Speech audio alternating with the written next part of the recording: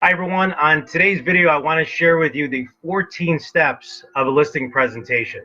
Hi, my name is Willie Miranda with Miranda Real Estate Group, and I wanted to share with you what I've learned over the last 20 years in real estate, going on over 1,000 listing appointments, on some of the key steps that I made mistakes on and some of the key steps that I had a lot of success on, but also getting feedback from the sellers as to why they went with an agent and why they didn't go with an agent. So I want to share that information with you today, and I'm going to jump right into the content. But before I do so, I do want to just point out that, why are listings important? I heard an agent say the other day that they didn't like listings. They just wanted to work with buyers. And after having about a good 10-minute conversation with them, we determined that they just didn't have a good presentation. They didn't know the steps that were involved, or when they took a listing, they didn't price it right. So they had the seller constantly hounding on them as to why it wasn't selling, and they didn't like that pressure. So going over a lot of these steps with the agent and going over some of the different things that I share with them, they were able to really find a real new love for getting listing appointments and why they should get listing appointments. But the first thing is that seller listings, a couple notes that I wrote on here, create exposure by bringing in other listings, right? They're going to bring in buyer and seller leads by just having them out there and by marketing them correctly.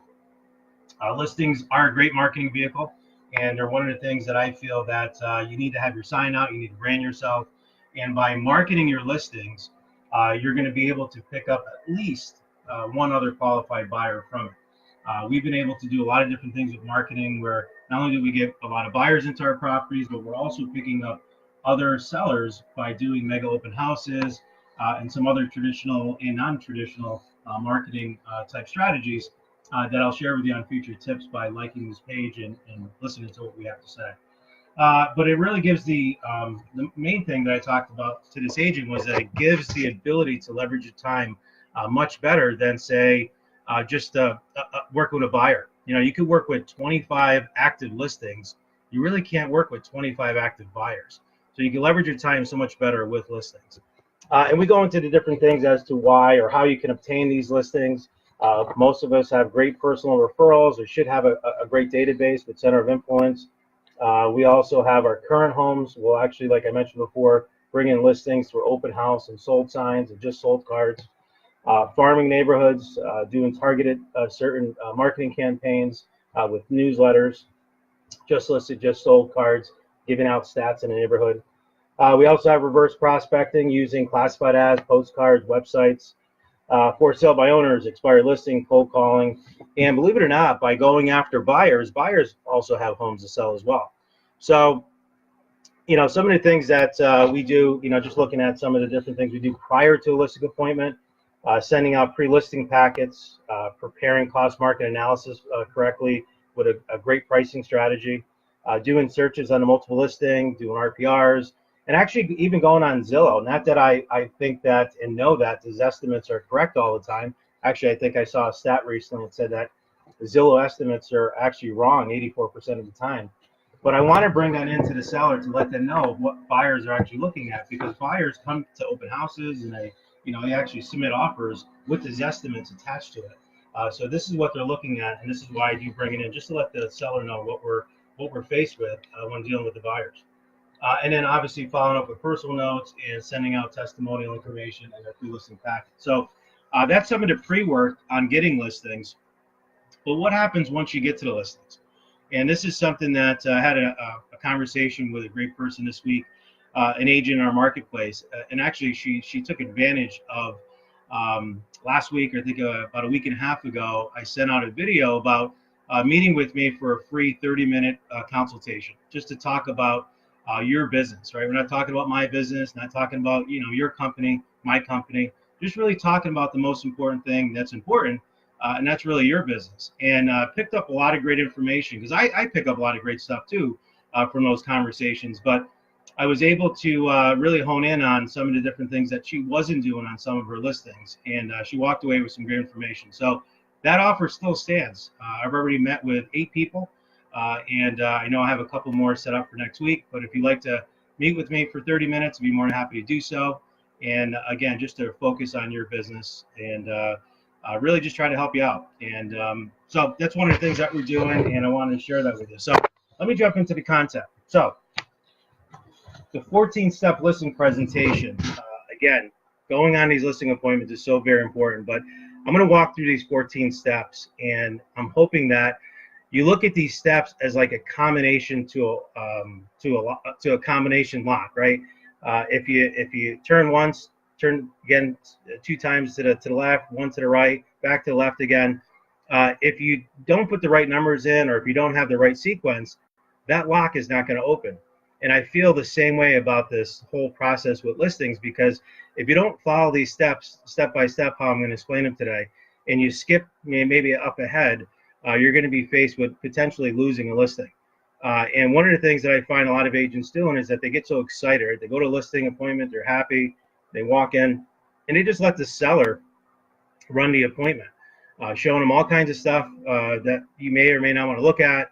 Then you sit back at the table, and then right away they're asking, how much do you think? What do you think the house is worth? And then you're whipping out the CMA that you have, trying to put things together. And then you're trying to backtrack and go into your marketing, how you're going to sell their home.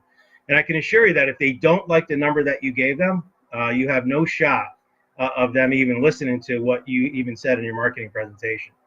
So follow these steps. I think you're going to find these steps very, very important, and I hope that they're of help to you. So we've got a lot of people clicking on. I see Robin DeFalco and Bernard and Robin Telstone. Hello. I got a lot of you guys on here, and I know a lot of you have sat through some of my training as well on this. So I'm going to go ahead and start with number 1 on here. First one, I talked about this before in our video. Be on time. Be on time. There's a correlation between punctuality and integrity. And one of the things that I see, and I've seen this, where I've asked sellers, you know, what made a difference between myself and the other agent, and why we were able to earn your business. And all kinds of things came out, and I'll share some of those with you. But one, on many occasions, but the one main one that I see out there is that agents show up late or disorganized. And being on time is so important. I try to get to listing appointments 15, 20 minutes before. I'll park at the end of the street. I'll go through some more comps. I'll look through more information while I'm there. I'll go through and take a look at other comparables in the neighborhood. I'll look at some of the commercial exposure, maybe some of the parks that may be in the area. I want to get to know that neighborhood a little bit. So when they say to me, hey, did you see that house down the street, or this one just sold, or this one just got listed, I can say, yeah, I did. I just drove by it. I came a little bit early because I wanted to take a look at what the competition was here in the neighborhood. So be on time. Again, you don't want to rush. You don't want to be outside of your car, you know, flipping through the back seat of your car, looking for a listing agreement, looking for marketing agreements or listing contracts. You want to be prepared, have your folder all done. When you pull up, you're professionally walking into the home. But don't show up too early. You don't want to show up 15 minutes earlier either. And I talked about this on a video before, that so many of these sellers, they're waiting for you, right? If you have a 2 o'clock appointment, they're already pacing around the house around 1:30, quarter of, they're looking out the window. They're watching you as you pull up.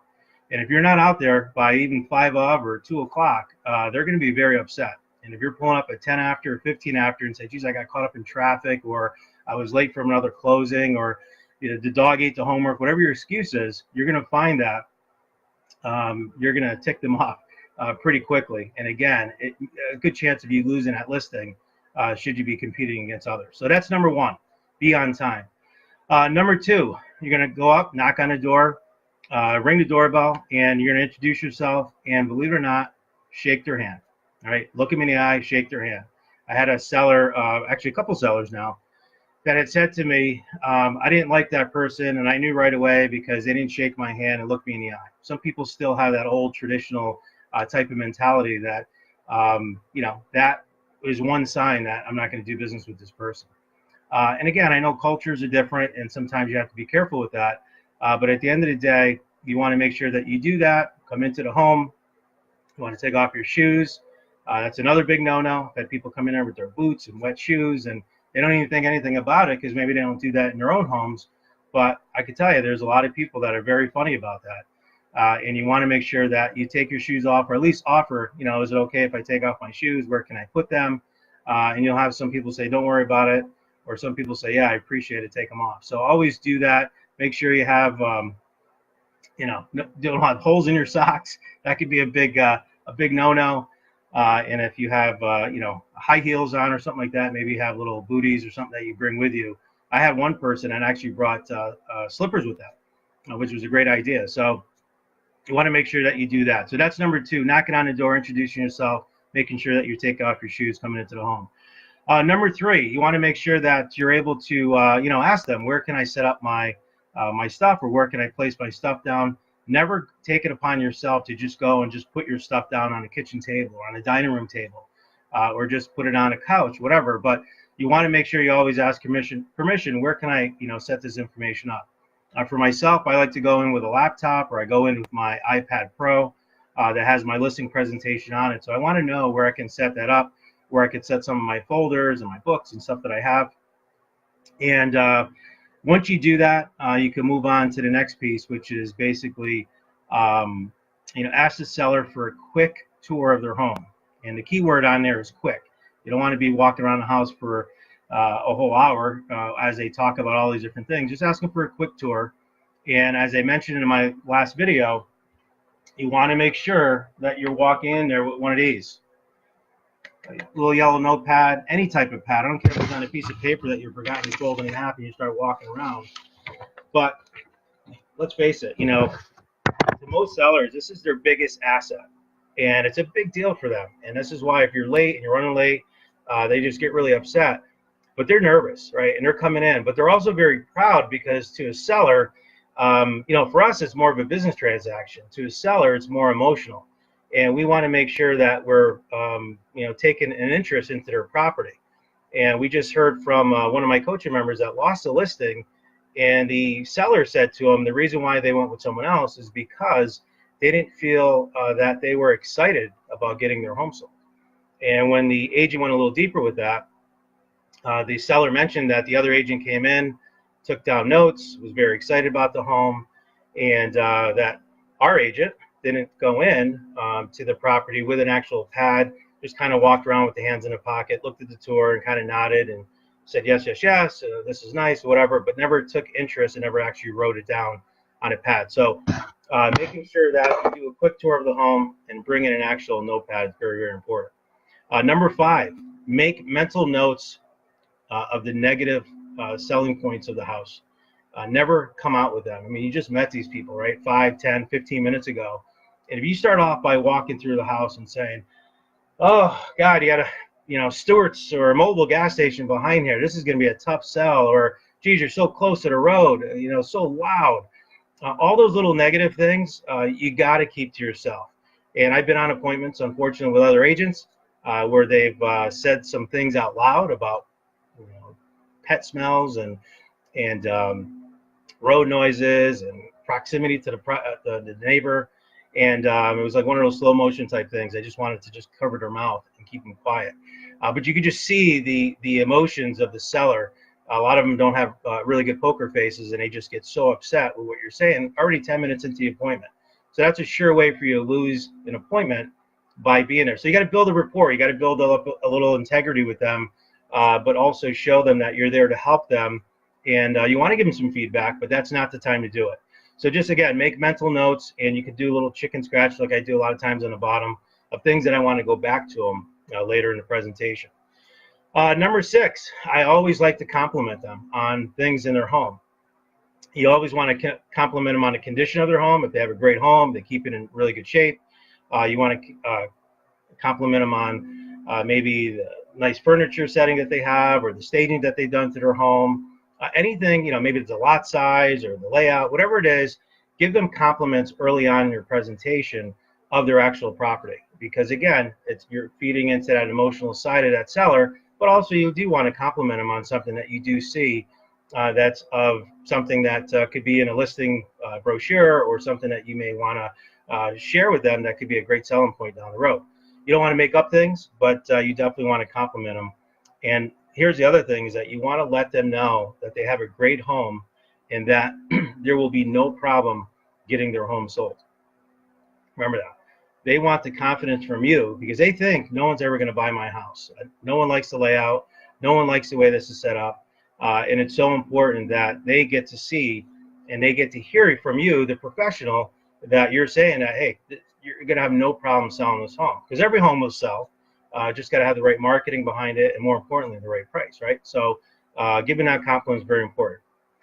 All right, so 7, sitting down with them, and sitting down at a table near your laptop, near your iPad, whatever you bring to the actual appointment, and you want to sit down with them. Again, a yellow pad of paper, just kind of, now they're nervous. You're sitting down with them, and I'm always trying to read the seller a little bit, but I'll just ask them, so tell me, what are your moving plans? If you had to shake a magic wand, what would the process be for you right now?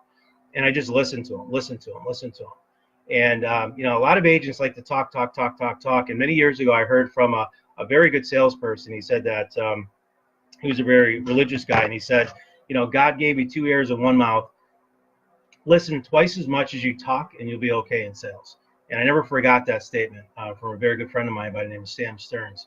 So again, listen twice as much as you actually talk, and you'll be okay. So when we sit down there, asking them moving plans, trying to establish really their motivation for moving, trying to establish a time frame. But at that point, I'm going to ask them 3 questions. If I'm up against another agent, I'll say, I know that you're interviewing other agents. Can you tell me, what are the top 3 things that you're looking for from an agent? Right? What would be those top 3 things? And you'll get all kinds of different things, right? They want to know pricing is usually one. They may want to know what your commission is going to be, but they want to know about the marketing, that type of stuff. Or sometimes it's just a matter of, I just want to see if you're the right fit for my house and if we can communicate, because I'm going to be going out of the area, or whatever situation may be. But you always ask those questions. What are top 3 things that you're looking for in an agent? And then I also ask, what are the top 3 questions you have for me? What would you like to know tonight before we get started? Because what I want to do is I want to be able to collect all that data that's in their mind and find out what their biggest frustration is, so that in my listing presentation, I can identify those 2 or 3 things and answer them for them. Some might be on communication, right? The last person I went with just never followed up. We didn't hear from him for weeks, and communication is very important. Okay, what else? Pricing. I see all these houses going on the market, and I just don't know what my house is going to really, sell for. Okay, put that in the back of my mind. So when it comes to the pricing strategy screen, I can actually explain to them exactly how pricing works. So you guys get the idea. So that's number 7. And number 8, this is when we actually transition and segment into the actual listing appointment. And basically what I say is the following, that there's 3 very important elements that take place here in order to get your home sold. And the first one is condition, the second one is marketing, and the third one is price. And the condition of your home is great, right? We walk through the home, a couple things that you actually pointed out to me, and there's a couple notes that I took on here that we can work on once we take the listing. But for right now, I think the condition of the home is great. Number 2 is marketing. I want to be able to share with you because it's so important to drive as many buyers and get as many eyes on your home in order for you to get top dollar for your home. So I'm going to go ahead and share some of the marketing stuff that we do at Miranda Real Estate with you first. And then third, we're going to get into most important is the price. Because if we don't price the home properly, it's never going to sell. So we want to make sure that, and we feel we have a very good pricing strategy to make sure we get you in that range. And then I go in and I explain to them that we're going to share the pricing towards the end. This is where you got to be very careful, because a lot of sellers just want to move to that, especially those high D personality type, where they just want to know those numbers and they don't want to go through everything. You have to control that interview and make sure that you're able to go into the listing presentation.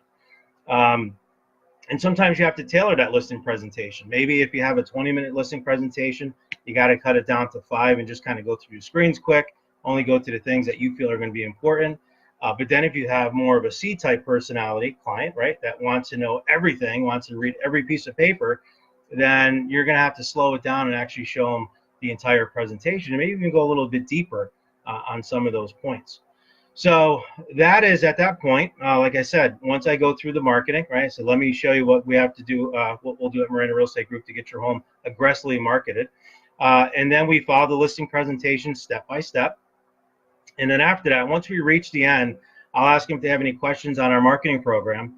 And then I'll say, let's go ahead and move over into pricing if they don't have any other questions. So this is important. And this is step number 9 now. Step number 9 is pulling out the CMA summary and showing them the ranges of homes that you selected. And I always go in, and this is pulled from my last listing appointment, but if you guys could see on there, I'll circle the active, I'll circle the sold, I'll circle the pendings, right? So just to kind of give an idea how it works. I'll let them know that there's 3 categories here, right? You have your active, pending, and sold. And I go into it and I just say, hey, your active listings right here. You mentioned your buddy down the street that's for sale. I said, we call this fantasy land, right? You could put whatever number you want. If the house is only worth $400,000 and he wants to sell it and put it up for $500,000, that's great. You could put it whatever you want. And the average market time on here is about 99 days, right? So that's, again, it's a pretty long period of time. And a lot of times, because these homes have been on the market 177 days, 180 days, 143 days. You mentioned, again, I'll go back to the notes. You mentioned that you wanted to be in North Carolina in the next 2 or 3 months. So we had to make sure that we don't overprice our home. And then I get into the pendings, and I say, pending sales, unfortunately, the good and bad to it is that, start off with the bad. The bad is I don't know what they closed at yet, but I do know that they were at this certain price range when a buyer actually came in and bought their home. So by looking at this, I can look at the history and I can see what the price reductions were, and I can see based on the square footage what their last price was that they were listed at when they actually got an offer on their property. But the good news is that we have a lot of sold properties, and sold is reality, right? That's what an actual property sold for. And then I go into and I explain to them exactly what what an actual appraiser does, and I'll get into that in a second. But I let them know that this is what the active, pending, and solds are, and this is what we're going to go from. And by bringing in my laptop, by bringing in my my iPad Pro, I'm able to actually go in, instead of having just these multiple listing sheets like this that we have of actually just a color photo of the property and some detail. I'm actually bringing up that listing right on the screen, and I'm going through every photo. If it has 46 photos, it has 46 photos. But it is so powerful when you're able to sit down in front of someone and actually go through all of those different photos so they can compare it to their home. So when they think that they should be selling more than what the person down the street sold for, and then they actually go through the photos and see all the updates, a lot of times they change their mind, and now you're getting them back into reality. So number 11 is to select 4 to 5 homes of which close that best matches your seller's criteria on the current home, and then go over all the features like I just mentioned. That you want to go over square footage, you want to go over the listed sales ratio, you want to go over days on market, you want to go over the number of bedrooms, bath, all that information, right? So I try to pick out only 4 or 5 comparables because that's really all you need that are the same like, kind, and quality of the seller that I'm meeting with. After that, on number 12, and this is crucial right here, number 12, you have to ask these questions. And the question is, now after looking over these recent home sales, we see a range of homes similar to yours between, say, $350,000 and $400,000, right? Those are the 4 or 5 comps that I came up with, $350,000 and $400,000. Where do you feel your home should be priced at based on the information I just went over? And then I just shut up, right? You're asking that question. Where do you feel your home should be priced at based on the comparables that I just shared with you? And you could just see, you could see body language. You could see the seller going back in the chair. You see them biting her lip, whatever the situation may be. But the point is that one of the biggest mistakes that I've made myself even is giving them the price up front, right? Letting them know that, hey, based on this information, I think your home should be listed at X. And then you either get, a red flare up, like I did at one point, where, the wife just pulled her hands after I said it, got red, and didn't say another word to me. I did not get that listing, by the way. Or you just get like that kind of nervousness, and I'll ask them, what do you think? And one of the things that I see, you never want to give them the price first. And one of the things I see from them is that they realize at that point that what they thought of maybe 4.25 or 450, more in reality is probably going to be under 400,000, right? In that situation. And I'll ask them, and every once in a while I'll have a seller say to me, well, you're the professional, Willie, you tell me, that's why we have you here. And then I just go back to the facts. I said, well, it's a great point that you say, and based on the information here, I'm seeing that homes are selling between 350 and 400,000. So then I go into and I explain to them what an appraiser would do, right? Let's say if we did list it for 425,000 and you did get an offer of that. I explained to them that 6 or 8 weeks down into the process, you may get an appraiser that comes in and only appraises at 385, right? 375. And then what are you going to do? You're going to be $50,000 off on your appraisal, $25,000 off on your appraisal, and it's not going to go through. And you're going to find out 6 or 8 weeks down the road that the buyer is backing out of the deal because they're not going to come to the table with another $25,000. So either you drop at 25, or the buyer comes up with 25, and I've not seen that yet, or just the deal goes dead. Right? So we want to make sure that we explain that. But I guess number 12, the main thing is that you want to ask them what the range is, and you'd be surprised once you do a really good CMA and you do a great visual of all the different inside and interior photos or videos, that they'll understand that what they thought in their mind might not be where it is. All right, so 13, we're almost there to the end. 13, based on a conversation with the seller, determine what they feel they should be receiving for their home and what they would like to list it for. I actually just start going into the assumptive close of saying, okay, based on this information, you think it's worth 385. That sounds right. I'm looking at 375 to 400 based on this. And then we can talk about, the market will tell us what your home is worth at the end of the day. So every 21 to 30 days, we want to be looking at price reductions in this increment. In whatever, 5%, 7%, whatever you guys like to use. But I'd say on most part, I like to look around 5 or 10%, depending on the price of the property. All right, and then 14, after receiving an agreed price for the actual home, you want to close for the listing. You want to close for the listing. And I see a lot of agents give all this great information, and then they don't know what to do. And then they say, okay, well, think about it, let me know. And they walk out of the house, and they never get the listing. Because what happens is, that seller, I gotta take a sip of water. That seller is going out and telling everyone that they met with a real estate agent the night before, and all of a sudden, a buddy at work is doing it part-time, or someone's cousin, neighbor, friend, mother, whatever, is doing it, and you're gonna get a phone call 2 or 3 weeks down the road that they listed with someone else, and thank you for your time. So you want to make sure that you're getting that listing paperwork. So one of the things that we do, we just go into, Mr. and Mrs. Seller. We went over our very aggressive marketing strategy. I feel very confident that your home will sell for top dollar and with the least amount of hassles. Are you ready to get your home listed with me today or tonight, depending on when it was? And you have to ask them that question. And you may have different objections that'll come up, like, I really am, but the suggestion you said about painting, or something that we pointed out together during the walkthrough, I'm going to take the next 2-3 weeks and do this. And I say, great. How long do you think it will take it? It's October 1st, and maybe 3 weeks from now, October 21st. Let's go ahead and write up the paperwork, get everything together, and we'll date it for October 21st, just so we have something in the file, and we can start doing some of the pre-listing backup paperwork that needs to be done, and some of the marketing that needs to be done. And then you have them at least commit to you that way. And it can always be changed, right? As long as it's in writing, you have it there, you're starting some of the marketing ahead of time. Now you're on the same field with them. But what's going to happen now is we're going to go to the office, we're going to talk to people.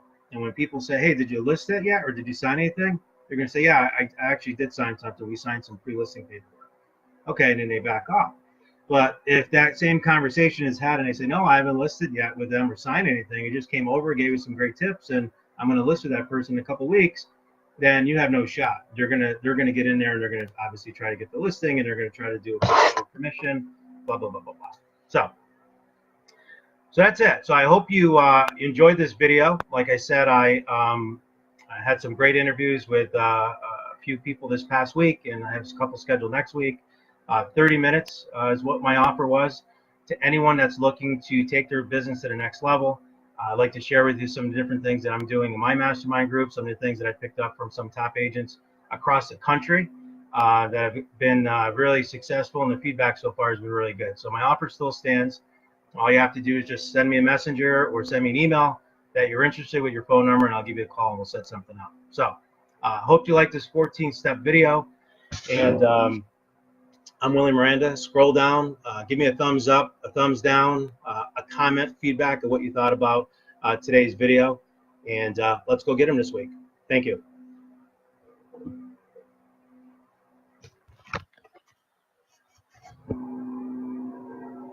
I got to just figure out how to shut this thing off. This is why we're live TV. All right, let me open my laptop. My mouse froze. All right, guys, have a good night. Bye.